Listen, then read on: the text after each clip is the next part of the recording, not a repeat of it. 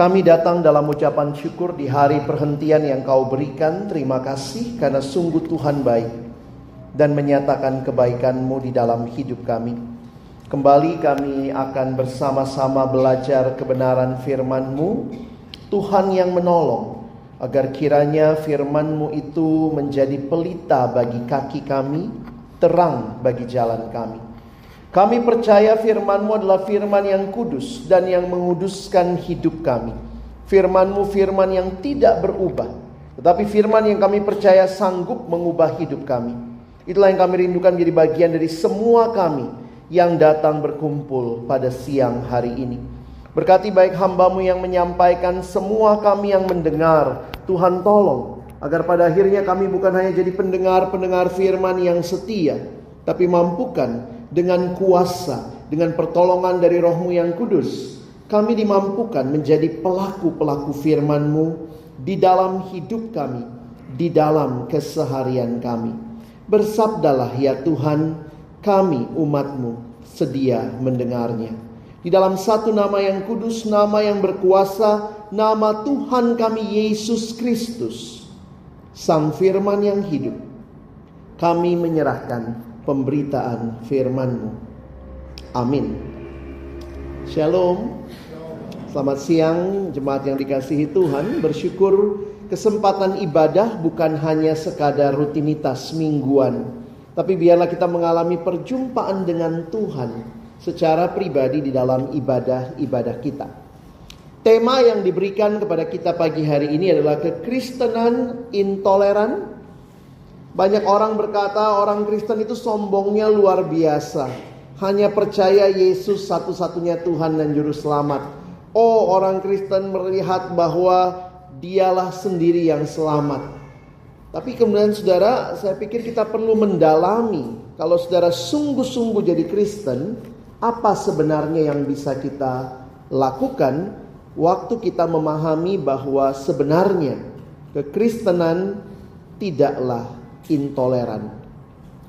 Saudara, kata toleran, kalau saudara perhatikan, oke ya, kita lihat selanjutnya. Berdasarkan Kamus Besar Bahasa Indonesia, kata toleransi, karena kalau kita bicara intoleran berarti kebalikannya ya. Berdasarkan KBBI, toleransi adalah sifat atau sikap toleran. Adapun makna dari toleran sendiri itu berarti bersikap atau bersifat menenggang. Apa maksudnya? Berarti menghargai, membiarkan, membolehkan. Baik itu pendirian. Pendirian itu bisa pendapat saudara, pandangan, kepercayaan, kebiasaan, kelakuan, dan sebagainya yang berbeda dengan kebiasaan kita, yang mungkin juga bahkan bertentangan dengan pendirian kita sendiri. Kita hidup di bangsa yang beragam saudara. Karena itu mungkin aja ada sikap-sikap intoleran yang kita pernah alami. Mungkin ada yang juga kepada kita melakukan diskriminasi. Ini masih terjadi di bangsa kita ya. Ironis sekali ada kasus-kasus intoleransi yang merasa bahwa kalau tidak sepandangan berarti itu musuh. Nah, menariknya waktu kita mempelajari tentang toleransi di dalam keberagaman ini, sebenarnya kita harus bisa memahami lebih dasar tentang apa itu perbedaan. Kenapa? Karena Tuhan yang memang pada dasarnya menciptakan manusia beragam. Ada laki-laki, ada perempuan ya. Di dalam keberagaman itu kita harus bisa menyikapi dengan benar. Saya menulis begini saudara. Kalau saudara menolak keberagaman, sebenarnya tanpa sadar kita sedang menolak Tuhan sendiri. Tidak ada orang yang pernah pesan kepada Tuhan dia minta lahirnya laki-laki atau perempuan. Tidak ada yang pernah mesan juga ya mau lahir dia jadi suku apa. Ya.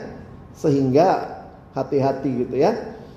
Menolak keberagaman sebenarnya pada dasarnya menolak Tuhan. Rasul Paulus mengatakan kalimat ini bagi orang-orang di Galatia setelah di dalam Kristus. Kita baca ayatnya sama-sama ya. Galatia 3 ayat 28. 1-2 ya.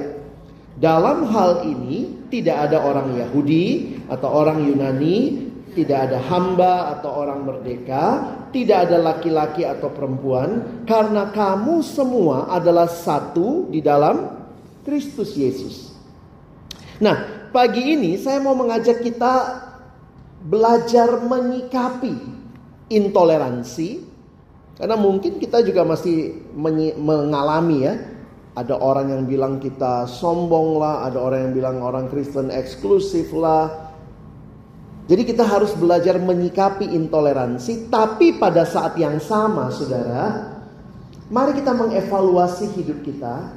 Jangan-jangan kita pun adalah orang yang intoleran terhadap perbedaan. Nah, itu kadang-kadang tanpa kita sadari ya.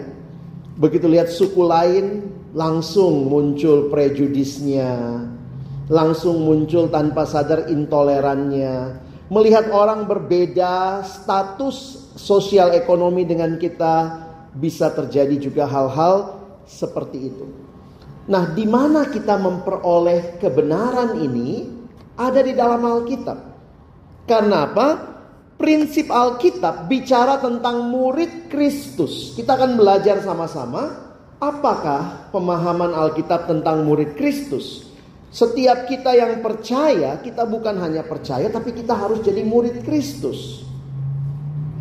Saudara, perhatikan. Ini keyakinan yang pertama yang saya mau ajak kita pikirkan. Karena kekristenan ini pertama, mengasihi Allah. Yang kedua, mengasihi sesama. Itu kan prinsip dasarnya ya. Orang yang intoleran itu kaitannya apa? Pasti kaitannya pertama, kalau dia tidak mengasihi Allah dengan benar, dia susah mengasihi sesama dengan benar. Nah, sekarang kita sama-sama pelajari. Apa keyakinan murid Kristus tentang Yesus? Ya. Nah, kita sudah melihat di dalam Lukas pasal yang ke-14 tadi yang sudah dibacakan saudara. Mari kita mencoba membayangkan scene ini, ya. Coba saudara lihat latar belakangnya. Dikatakan pada suatu kali banyak orang berduyun-duyun mengikuti Yesus dalam perjalanannya. Sambil berpaling ia berkata kepada mereka, kalau Yesus waktu itu berpaling, banyak orang berduyun-duyun mengikuti dia, berarti Yesus jalan di mana saudara? Di depan ya. Nah, saya jadi Yesus ya, saudara jadi orang banyak ya. Oke. Nah, saya lagi membayangkan dalam pasal-pasal sebelumnya Injil Lukas, Yesus telah memperoleh popularitas ya, karena ada yang datang karena mau disembuhkan, ada yang juga ikut pernah makan roti dan seterusnya. Saya sedang membayangkan banyak orang berduyun-duyun mengikuti Yesus dengan berbagai motivasi. Nah, mungkin kalau waktu itu dia bikin spanduk ya, GFC, Jesus Fans Club gitu ya. Nah, saya jadi Yesus ya. Saya jalan di depan, lalu saudara di belakang, lalu saudara begini, Yesus, Yesus, Yesus. Menariknya, dikatakan Yesus berpaling. Dan waktu dia berpaling, saudara dengar kalimatnya. Jikalau seorang datang kepadaku dan ia tidak membenci bapaknya, ibunya, istrinya, anak-anaknya, saudara-saudara laki-laki atau perempuan, bahkan nyawanya sendiri, ia tidak dapat menjadi muridku. Lalu dia katakan lagi, barang siapa tidak memikul salibnya dan mengikut aku, ia tidak dapat menjadi muridku. Ini orang kok sudah diikutin, sombong amat sih ya Yesus kita ya. Coba, kalau saudara ada di belakang Yesus waktu itu, saudara masih mau tetap ikut? Atau jangan-jangan kalau saudara pas Yesus balik gitu, kalau kau tidak benci bapakmu, ibumu, saudaramu, laki-laki atau perempuan, sorry Yesus, jemuran belum diangkat, pulang dulu ya. It's not easy untuk menjadi murid Kristus, karena perhatikan tantangannya seperti ini saudara. Dan perhatikan, Yesus tidak hanya mau bahwa saudara dan saya percaya pada dia, percaya dia bisa menyelamatkan kita, tetapi perjalanan hidup sebagai murid Kristus, Yesus memanggil kita untuk menyerahkan seluruh hidup kita kepadanya, dan hanya untuk mempercayai dia saja untuk keselamatan kita, dan kemudian mengikuti dia sebagai muridnya. Saudara perhatikan, ini Tuhan macam apa kalau kita mau pakai pemahaman ini ya, yang ngajarin orang benci ya. Coba lihat kalimatnya. Jadi kalau seorang tidak datang kepadaku, tidak benci bapaknya, ibunya. Mungkin kita bingung gitu waktu membaca ini ya. Tetapi sebenarnya istilah benci yang muncul bukan istilah benci seperti yang kita pahami dalam pemahaman kita yang berdosa gitu ya. Di dalam ayat paralelnya, saudara perhatikan tentang benci itu dipakai istilah mengasihi lebih. Coba kita lihat Injil Matius ya. Mari kita baca 3 ayat ini sama-sama. Matius 10 ayat 37 sampai 39. Mari saudara kita membaca. 1, 2, ya. Barang siapa mengasihi bapa atau ibunya lebih daripadaku, ia tidak layak bagiku. Dan barang siapa mengasihi anaknya laki-laki atau perempuan lebih daripadaku, ia tidak layak bagiku. Barang siapa tidak memikul salibnya dan mengikut aku, ia tidak layak bagiku. Barang siapa mempertahankan nyawanya, ia akan kehilangan nyawanya. Dan barang siapa kehilangan nyawanya karena aku, ia akan memperolehnya. Kira-kira kalau Yesus seperti ini, jadi banyak yang ikut atau dikit ya? Ini jadi pertanyaan penting buat kita. Tuhan tidak cari fans, tapi Tuhan cari murid. Dan menariknya kalau saudara perhatikan, ini semua relasi-relasi terdekat. Kalau kau tidak benci bapakmu, ibumu, ngeri juga Tuhan kita ya. Ini lagi perekrutan murid atau perekrutan teroris saudara? Coba, kalau saudara pernah baca cerita teroris, dia tinggalkan orang tuanya. Saya waktu perhatikan pertama kali mendalami ini, siapa sih Yesus yang saya ikuti, yang menuntut kasih kepada dia harus paling utama. Saudara lihat ya, kasih yang dituntut Yesus dari murid-muridnya melampaui semua relasi yang ada dalam dunia ini. Relasi-relasi yang dekat lagi, bapak, ibu, saudara, laki-laki, perempuan, melampaui semua relasi. Setiap relasi yang lain harus lebih rendah, dia harus yang paling utama. Ini teroris ini, perekrutan teroris saudara ya. Kalau saya pakai gambarannya yang benar-benar luar biasa. Saudara pernah ditodong? Pernah? Nggak pernah ditodong? Pernahnya nodong? Ini kan biasanya orang bilang kalau ditodong itu pertanyaannya apa ya? Ambil ditawar celurit misalnya begitu ya. Maka ini pertanyaannya, harta atau nyawa? Kalau saudara disuruh pilih harta atau nyawa, saudara pilih apa? Atau? Banyak kayak gitu ya. Saya bilang begitu saudara pilih atau, saudara dikitikin sampai mati loh. Kenapa ini pilihannya? Saya jujur sampai sekarang bingung ya kalau orang bilang harta atau nyawa ya. Coba kalau ada penodong, harta atau nyawa? Sebentar kita diskusi dulu. Maksud lu apa? Kalau gue jawab harta, lu ambil harta gue, atau lu ambil nyawa gitu ya. Intinya kalau ditodong pasti dia mau duit saudara ya. Tapi pertanyaan saya begini, mana lebih penting, harta atau nyawa? Nyawa ya. Hartamu nggak penting. Saudara Kristen banget gitu. Gak butuh harta. Harta atau nyawa, mana yang lebih penting? Nyawa ya. Kenapa? Ngapain punya semua harta tapi tidak punya nyawa? Itu gedung punya siapa? Punya dia. Itu rumah punya siapa? Punya dia. Itu dia baru beli pesawat. Dia juga perlu beli gunung. Satu gunung dibeli. Dianya mana? Mati tadi pagi. Mana lebih penting, harta atau nyawa? Nyawa. Betapa pentingnya nyawa. Kalau saudara masuk ke rumah sakit, saudara akan bisa lihat ya, khususnya di ruang-ruang ICU, betapa pentingnya orang mempertahankan nyawa. Kita jaga kesehatan, pertahankan nyawa. Nyawa begitu penting. Sekarang saya tanya saudara, jawab dalam hati ya, mana yang lebih penting, nyawamu apa Yesus? Mana lebih penting, nyawamu apa Yesus? Kalau saudara jawab nyawa saudara, saudara rela kehilangan Yesus. Yang penting tetap hak atau nyawa? Nyawa dong. Nyawa apa Yesus? Nyawa dong. Yesus buang aja. Tapi kalau saudara menjawab yang penting adalah Yesus, saudara rela kehilangan nyawa demi Yesus? Saudara Kristen nih, murid. Bukankah itu kalimatnya? Coba kita baca sama-sama. Saya baru kaget juga. Bapaknya, ibunya, istrinya, anak-anaknya, saudara-saudara laki-laki atau perempuan, bahkan nyawanya sendiri. Tuhan tidak cari fans. Tuhan cari orang yang mau bahkan rela kasih nyawanya. Karena Yesus lebih penting daripada nyawaku. Salah ya, salah nih jadi Kristen ya. Ini loh tuntutannya.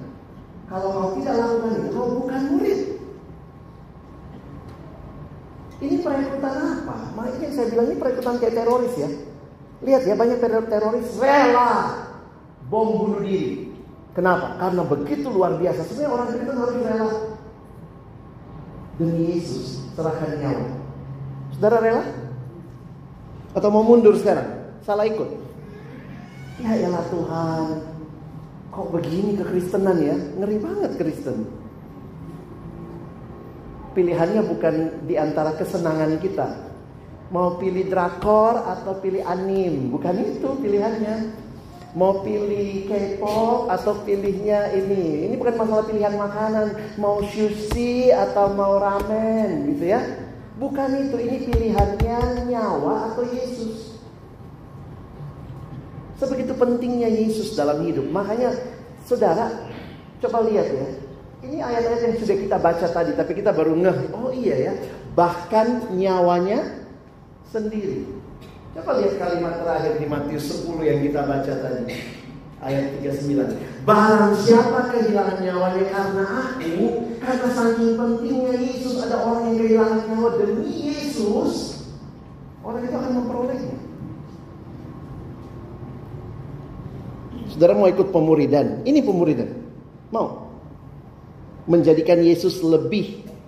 Murid Kristus adalah murid yang mengasihi Yesus dengan radikal. Mengasihi dia lebih dari segalanya. Jesus demands your love, your all. Ini ya kalau anak sekarang langsung bilang gile, gue kena mental nih. Ikut Yesus model begini. Tapi saya pikir saudara ya, karena dia sudah kasih nyawanya buat kita. Waktu dia minta nyawa kita dan menjadikan dia lebih utama bahkan dari nyawa kita. Harganya sudah lunas dibayar kata Paulus. Maka seluruh hidupku milik Tuhan. Gampang gak jadi orang Kristen? No. Tidak mudah. Sulit saudara. Bahasa Inggrisnya sulai. Ya. Tapi ini yang Tuhan tantang dari saudara dan saya. Mau ikut aku? Berarti nyawamu dengan aku harus lebih penting daripada nyawamu.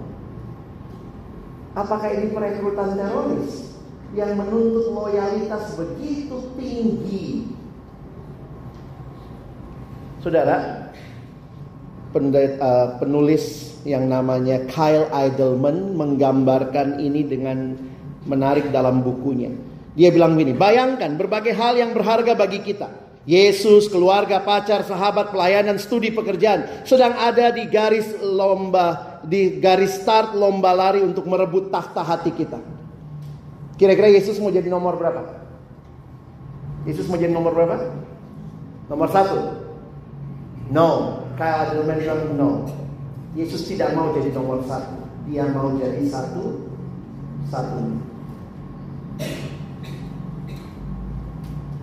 Jadi orang Kristen itu mirip kayak teroris ya saudara.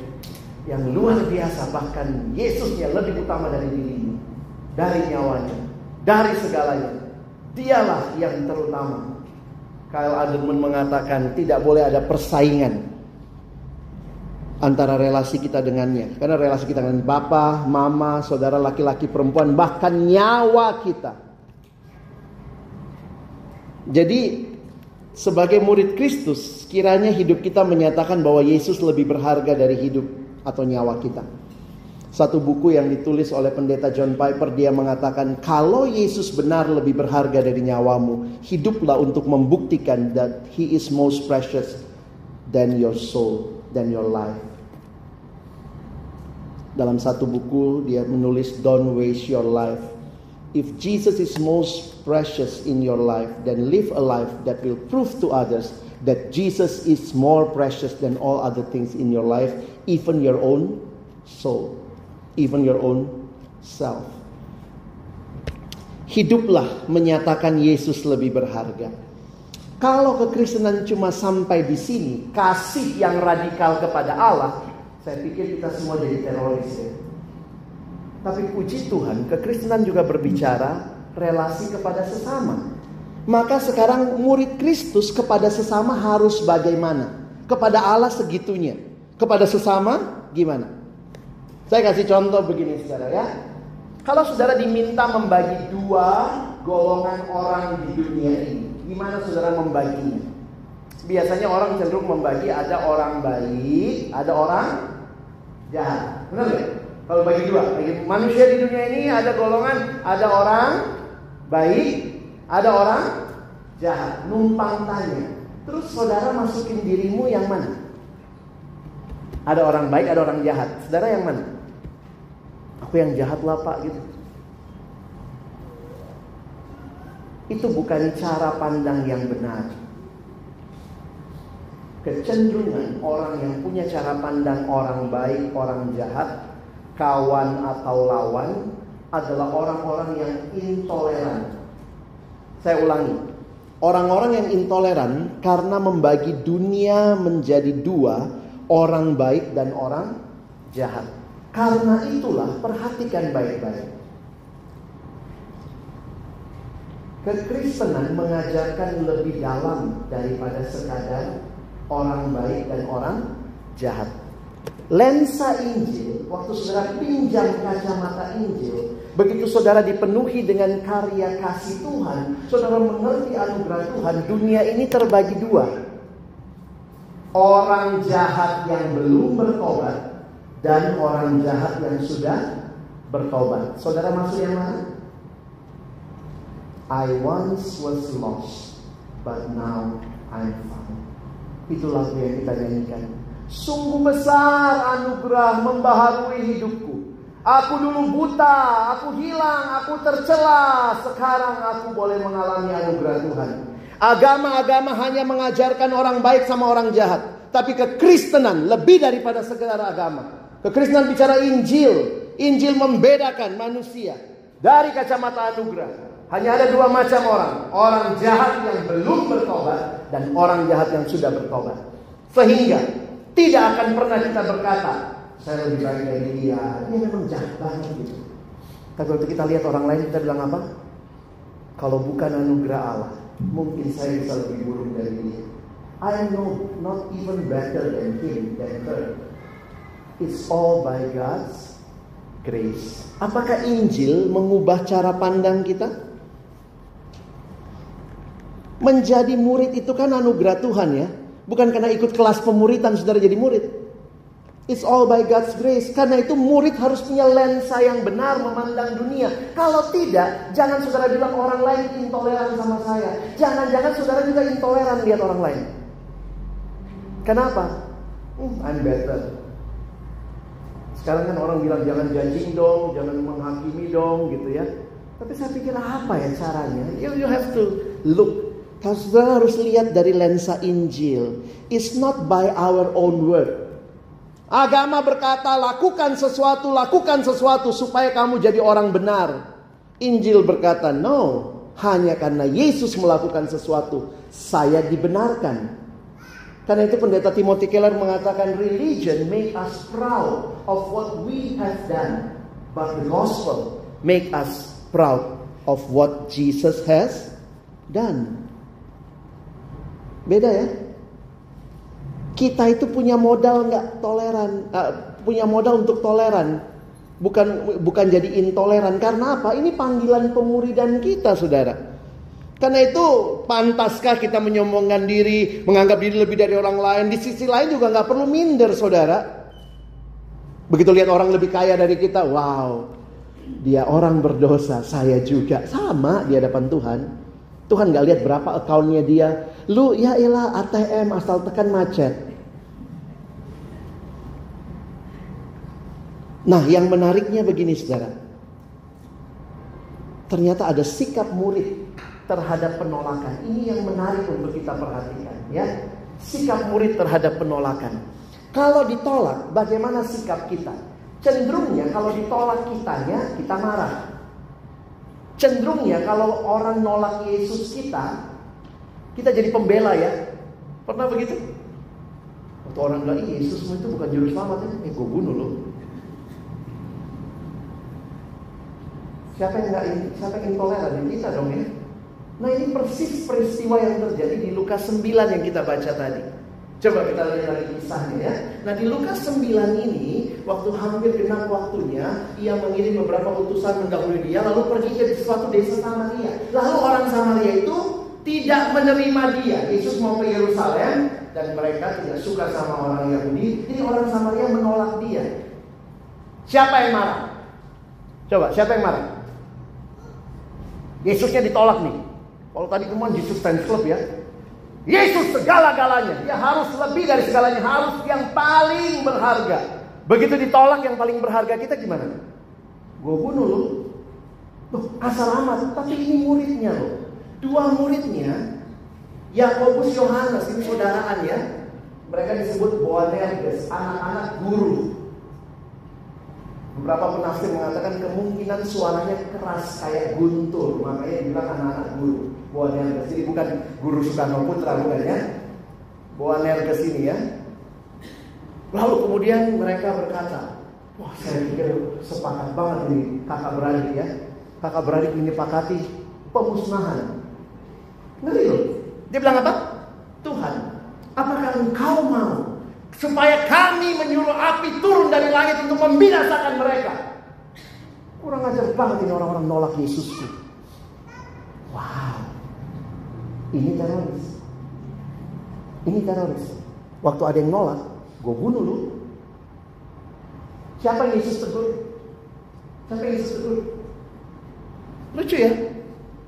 Akan tetapi ia berpaling dan menegur mereka. Kenapa yang nggak ditegur orang Samarianya, saudara? Kan menolak. Kenapa bisa tiba-tiba minta api turun dari langit? Sebelumnya kalau saudara baca, ini mengingatkan kepada Elia. Di perjanjian lama Elia minta api turun dari langit membinasakan. Masih ingat cerita sebelumnya di Injil Lukas? Murid-murid itu kan baru lihat Yesus transfigurasi di gunung ya. Di situ ada Musa, ada Elia sama Yesus. Lalu kemudian hilanglah Musa, hilanglah Elia, tinggal Yesus. Lalu terdengar suara, inilah anakku, dengarkanlah dia. Jadi murid-murid waktu itu bilang, wow, Yesusku lebih besar dari Elia. Jadi mungkin mereka berpikir, guru, engkau lebih besar dari Elia. Orang-orang ini menolakmu. Berarti itu lebih buruk daripada menolak Elia. Kalau gitu kita minta api dari langit. Yang ditegur siapa saudara?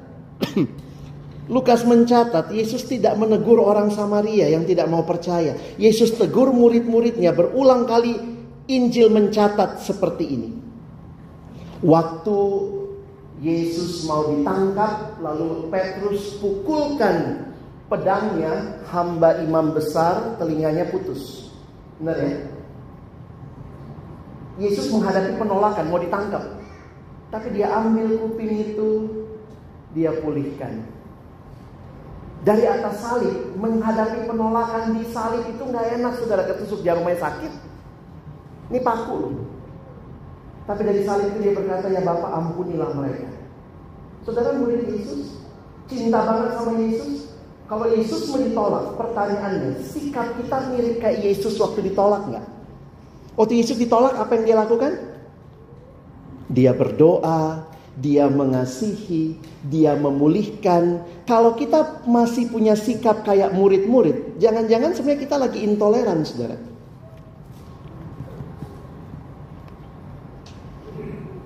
Saya pinjam penjelasan pendeta Timothy Keller. Kenapa api tidak turun atas orang-orang Samaria? Saya tulis cukup lengkap supaya saudara nanti kalau mau pelajari. Dia katakan begini. Oke. Apa alasannya? Saudara lihat ada dua ayat. Di ayat 9, Lukas 12, 49 dan 50. Kita baca dua ayat ini ya. 1, 2 ya. Aku datang untuk melemparkan api ke bumi, dan betapakah aku harapkan api itu telah menyala. Aku harus menerima baptisan dan betapakah susahnya hatiku sebelum hal itu berlangsung. Ini maksudnya apa? Yesus bilang aku datang untuk melemparkan api ke bumi. Api melambangkan penghakiman. Lalu ada lagi kalimat, aku harus menerima baptisan. Loh, Yesus kan sudah dibaptis, saudara ya. Jadi saya langsung kepada penjelasannya begini. Yesus tentu sudah dibaptis dengan air sehingga ia jelas berbicara tentang hal lain. Mengapa api tidak turun atas orang-orang Samaria? Karena api itu akan turun ke atasnya. Dia akan dibaptis, dia akan menjadi pribadi yang menanggung penghakiman Allah atas manusia. Api itu tidak turun pada orang Samaria. Karena api itu turun atas Yesus. Mereka menolak Kristus. Tidakkah seharusnya mereka ditolak? Namun kenyataannya Yesus yang ditolak demi mereka. Kita harus memahami dan kagum dan takjub bahwa Yesus mendapatkan api penghakiman itu demi kita. Manusia berdosa yang menolak Allah. Ini pengalaman radikal tentang pengampunan, pengalaman radikal tentang anugerah, dan pengalaman radikal tentang kasih. Saudara siap meniru Yesus yang ditolak? Begitu Yesus ditolak, bukannya dia membunuh yang menolak, tetapi dia bahkan menanggung hukuman itu. Supaya mereka juga boleh dengar berita Injil dan percaya. Kristen punya modal untuk tidak intoleran. Karena ini panggilan kita. Melihat perbedaan, kita bukan membunuh orang. Kita cinta banget sama Yesus, tapi melihat orang belum kenal Yesus, bahkan menolak Yesus, kita pun cinta banget sama mereka, supaya mereka dengar cinta Tuhan yang menanggung api hukuman itu bagi mereka. Sehingga ini sikap Kristiani.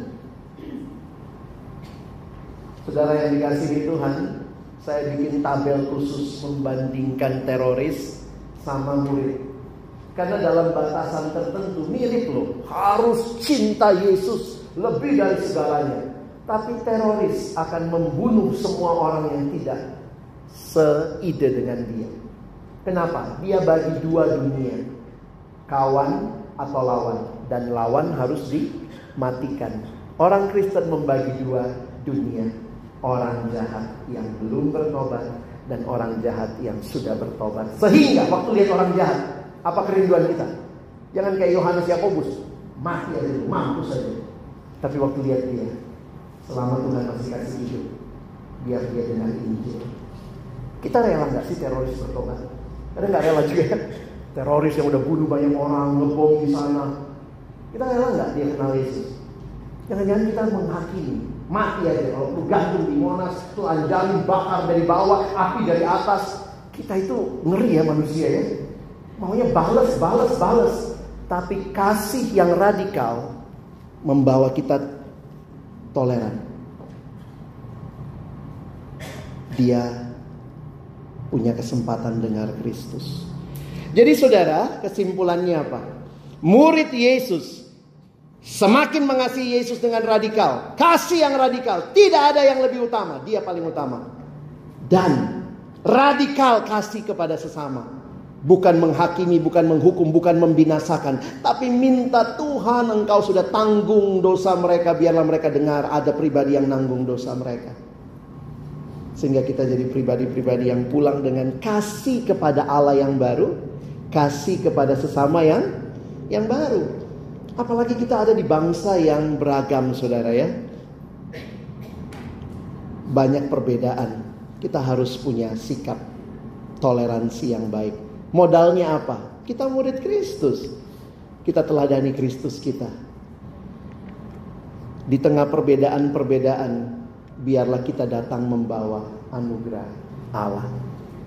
Sebagai langkah praktis apa yang penting saudara ya? Saya pikir juga sebagai jemaat kita perlu ruang-ruang perjumpaan ya.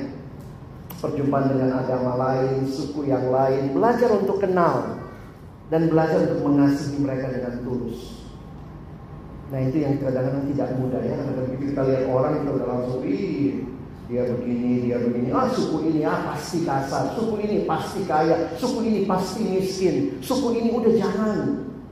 Jadi kadang-kadang intoleransi itu bukan hanya di luar sana, tapi di dalam hati ketika kita belum kenal kasih yang sesungguhnya. Tapi kalau kasih itu membaharui hati kita, terjadi pembaharuan. Saya tadi cerita ya, ada teman anaknya tuh kaget waktu masuk universitas negeri. Karena apa? Mungkin juga gak banyak ruang perjumpaan. Dari kecil cuman pergi sekolah Kristen, gereja, sekolah minggu, SD Kristen, SMP Kristen, SMA Kristen. Kampus masuk negeri. Kagetnya kenapa? Kaget, shock lihat orang yang berjilbab. Gitu ya, kayak ketakutan gitu. Kenapa? Gak ada ruang perjumpaan. Gak ada ruang perjumpaan. Kita hanya main di comfort zone kita. Padahal kasih Tuhan harus disebarkan kemana-mana. Tentu ini butuh usaha, butuh perjuangan. Dan mari kita jadi orang-orang, kalau kita mau membagikan kasih Kristus. Yesus satu-satunya Tuhan dan Juru Selamat. Yes, itu yang kita yakini. Tapi kita ingat juga, Yesus yang satu-satunya Tuhan dan Juru Selamat. Yesus yang mengasihi dan mau mereka kenal Dia. Kiranya kita pulang dengan kasih yang diperbaharui. Tuhan menolong kita bukan cuma jadi pendengar, tapi jadi pelaku firman. Amin. Mari berdoa. Tuhan, terima kasih banyak untuk firman-Mu yang mengarahkan hati kami, mengarahkan pemikiran kami, mengarahkan cinta kami hanya kepada Tuhan, satu-satunya Juru Selamat. Tetapi juga bagi dunia yang berbeda-beda, dunia yang menolak Engkau, bahkan kami hadir membagikan kasih-Mu. Tuhan, terima kasih. Sekali lagi tolong kami, bukan cuma jadi pendengar firman, tapi boleh jadi pelaku firman. Dalam nama Yesus kami berdoa, bersyukur. Amin.